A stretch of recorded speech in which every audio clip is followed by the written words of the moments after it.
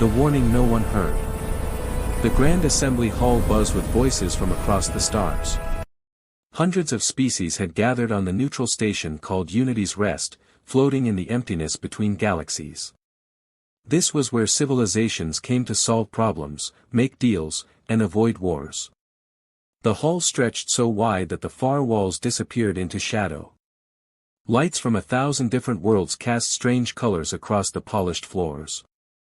Elder Morventh stood at the back of the hall, leaning heavily on his walking staff. His people, the Krell, had been watching the stars for longer than most species had existed. His skin was gray as ancient stone, marked with patterns that told stories of centuries lived. He had seen empires bloom and fade like flowers. Today, he felt the familiar weight of dread in his chest. At the center platform, Commander Vexler of the Zynthian Dominion addressed the crowd. His armor gleamed blood-red under the lights, and his voice boomed through translation devices that hung in the air like invisible messengers. The Zynthians were a proud warrior race, their bodies built for combat, their culture built for conquest. They had recently developed powerful weapons and faster ships. Now they wanted more territory. The Outer Rim systems are wasted on their current inhabitants, Vexler declared, his 4 arms gesturing broadly. Small colonies of a species called humans occupy valuable worlds. These humans have no significant military presence. They farm. They study plants and rocks. They write poetry about sunsets. Such weakness cannot be allowed to control strategic territory. Scattered applause came from species who saw opportunity in Vexler's words. Trade routes could be redirected. Resources could be claimed. The balance of power could shift in their favor. Sarah Chen sat in the human delegation area, her face calm but her jaw tight. She was Earth's representative to the Galactic Assembly, a position she had held for 5 years. She understood the language of power that species like the Zynthians spoke. She also understood that her words today would probably mean nothing. The math was simple. Humanity had 12 small colonies in the disputed region. The Zynthians had 300 warships. Most species here would follow strength, not justice. The humans refused to build proper defenses, Vexler continued. By galactic law, undefended territory may be claimed by those strong enough to hold it. My fleet will take possession of these worlds within the month. Any inhabitants who resist will be removed. Sarah stood, her movement drawing attention from across the hall. She was small compared to most species present, her body lacking natural weapons or armor.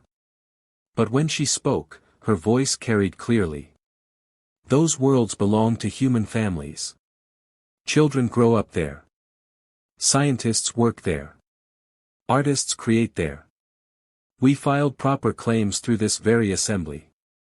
We paid the fees. We followed every rule. Those are our homes. Then defend them, Vexler replied with a dismissive gesture. Or admit your species lacks the strength to hold territory. The strong rule. The weak serve or disappear. This is the way of the universe. Morventh had heard enough. He activated his speaker rights, and a chime rang through the hall. When an elder of the Krell spoke, tradition demanded attention. The assembly quieted. I must warn this gathering, Morventh began, his voice thin but steady. You are making a dangerous mistake. I have studied the humans for 70 years. I have read their history, watched their growth, spoken with their elders. They are not what they appear to be. Vexler laughed, the sound harsh and mocking. The honored elder shares ghost stories. Perhaps humans have magic powers. Perhaps they summon monsters from the void. Not monsters, Morventh replied. Something worse. Determination.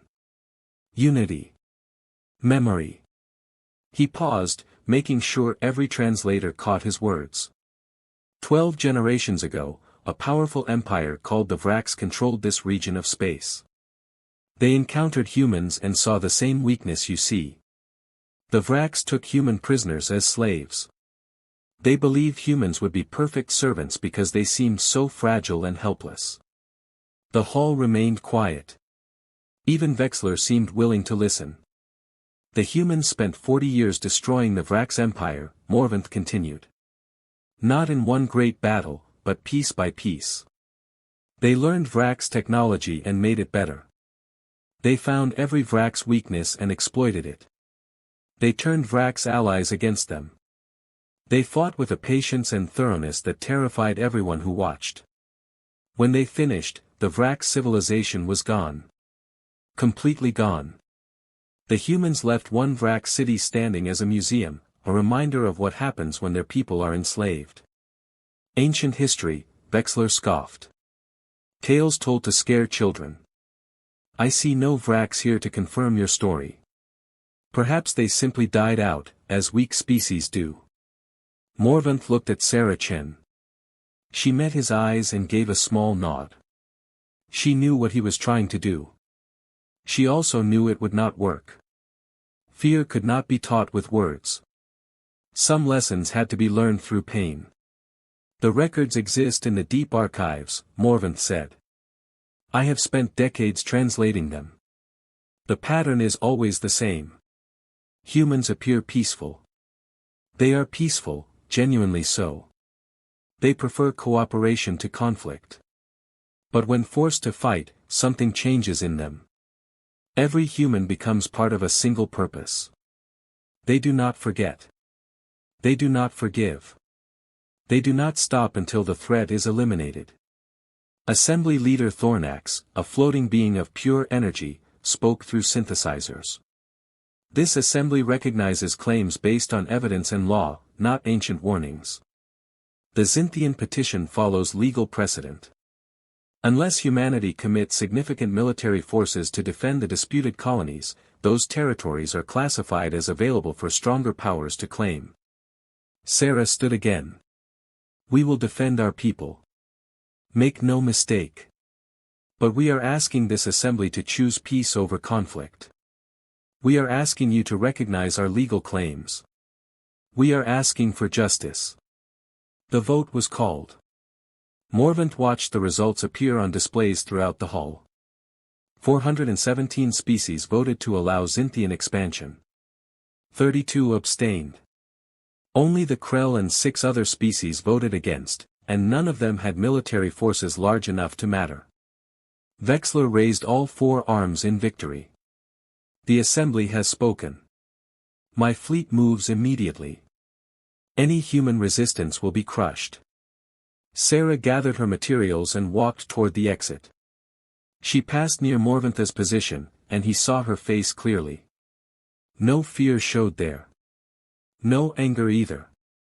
Just a deep sadness, the expression of someone who knows exactly what is coming and cannot prevent it.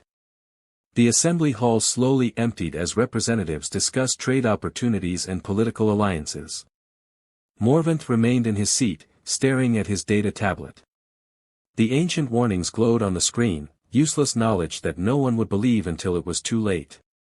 He began composing a message to his own government. They needed to prepare. When humanity responded, and they would respond, the entire galaxy would change. The young species like the Xinthians would learn what the old texts tried to teach. Some lessons could only be learned through suffering. When the sky burned. The farming colony on Haven's Edge woke to another perfect morning. The sun rose over fields of golden wheat that stretched to the horizon. Children walked to school in groups, laughing and pushing each other playfully. In the town center, merchants opened their shops while the smell of fresh bread drifted from the bakery. This was a quiet place, far from the politics and dangers of the greater galaxy. Marcus Webb had been colony coordinator for 9 years. He preferred that title over governor or administrator. Haven's Edge was not really governed. It was more like an extended family of 60,000 people who had chosen simple lives among the stars. They grew food. They raised children. They sent grain shipments to other human worlds and received supplies in return. Violence was something they read about in history books, not something they expected to face. The communication center occupied a small building near the town square. Marcus was reviewing water usage reports when every screen in the building suddenly changed. Emergency override. The image showed a fleet of ships appearing at the edge of the star system. Xinthian warships, their hulls painted in the red and black colors of military conquest. Marcus counted 40 vessels, each one larger than any ship that had ever visited Haven's Edge. His hands moved automatically, activating the colony-wide alert system. This is Coordinator Webb. We have unidentified military vessels entering the system. All residents move to designated shelter areas immediately. This is not a drill. The response was orderly. These people had practiced emergency procedures, though most had assumed they would only face natural disasters like storms or equipment failures. Parents gathered children. Farmers left their fields. Shopkeepers closed their stores. Within 30 minutes, most of the population had reached underground shelters built into the colony's foundation. Marcus opened communication channels to the approaching fleet, transmitting standard first contact protocols in multiple languages. This is Haven's Edge Colony. We are a civilian agricultural settlement. Please identify yourselves and state your intentions. The response came quickly. Vexler's face filled the screen, his red armor catching the light of the ship's command bridge. I am Commander Vexler of the Xinthian Dominion. This world falls within territory granted to us by Galactic Assembly decision. You are ordered to evacuate within 8 hours. Transport ships will be provided for your departure. 8 hours. Marcus felt his hands tighten on the desk edge. We have 60,000 people here. Families. Elderly residents. Children. We need at least 3 days to organize proper evacuation. We are not a military installation. We are farmers. You have 8 hours, Vexler repeated. After that time, any remaining presence will be considered hostile resistance. The Dominion does not negotiate with trespassers.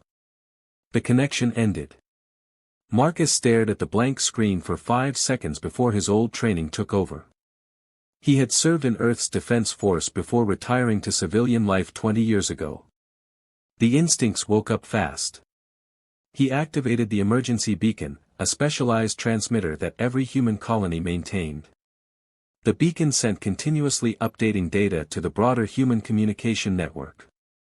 Location, situation status, population count, threat assessment. The signal reached the nearest human military outpost within minutes. From there it spread across the entire network like wildfire. 63 light-years away, Admiral James Holt received the alert while planning routine patrol schedules. He read it twice, feeling something cold settle in his stomach. 60,000 civilians. 8 hours. Xinthian military force. He opened fleet-wide communications. All ships, immediate deployment to Haven's Edge coordinates. This is not an exercise. We have civilians under direct threat. Maximum speed. But even at maximum faster-than-light velocity, his fleet would need 24 hours to reach Haven's Edge. The mathematics were simple and brutal. They would arrive too late.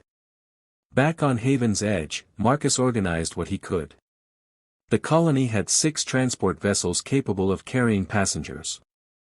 Together they could evacuate maybe 10,000 people. That left 50,000 who would have to remain. He made the hardest decision of his life. Children under 15 and their parents would get priority boarding. Everyone else would stay. 6 hours passed. The evacuation ships lifted off, carrying 12,000 colonists toward the system's edge where they might reach safety before the Xinthians intercepted them.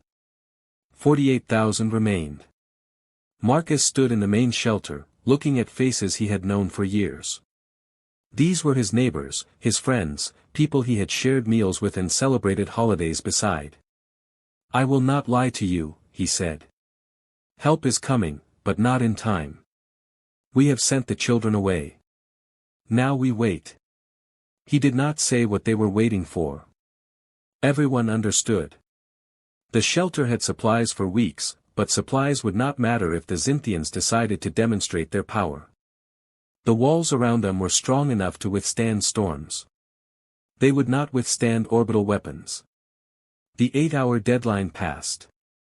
Marcus returned to the communication center alone. He had ordered his staff to the shelters. Someone needed to maintain the systems. Someone needed to record what happened. The Xinthian fleet moved into orbital position. Marcus watched on sensors as the warships aligned themselves above the colony. He activated the transmitter, making sure the emergency beacon continued broadcasting. Whatever happened here, humanity would know. This is Coordinator Marcus Webb of Haven's Edge Colony. To whoever receives this signal, remember us. Remember that we tried to live peacefully. Remember that we asked for mercy. Remember what happened here today. The first orbital strike hit the northern agricultural sector. The explosion registered on every sensor. Marcus watched the data stream, saw the temperature spikes, the structural collapses, the seismic shock waves. 15,000 people had been sheltering in that sector. More strikes followed, systematic and methodical. The Xinthians were making a statement, showing what resistance would cost. Marcus kept broadcasting, describing what he was seeing, updating the casualty estimates as sections of the colony went silent. When a strike hit the communication center, he had just enough time to see the ceiling beginning to collapse. His last words entered the record. Remember us. Do not let this be forgotten. Make them answer for this. The emergency beacon continued transmitting for 2 more minutes before it too was destroyed. The signal cut off midstream, but by then it had reached every human world, every human ship, every human station across hundreds of light years. On military vessels and civilian transports, in cities on Earth and colonies on the galaxy's edge, humans stopped. They just stopped. Whatever they were doing, eating, working, sleeping, talking, they paused. A moment of silence spread across humanity like a wave, as if every human had felt the same wound at the same moment. Admiral Holt stood on his command deck, watching his fleet race through faster-than-light space. Around him, every crew member had gone silent. No orders needed to be given. No speeches needed to be made. Everyone understood. Everything had just changed. On Earth, in the capital city of Geneva, the Human Council convened in emergency session. No debates occurred. No votes were called. The decision had already been made in 60,000 hearts that beat as one. Humanity had tried peace. Peace had failed. Now humanity would remind the galaxy why they had survived so long in a universe full of predators. The response would be measured.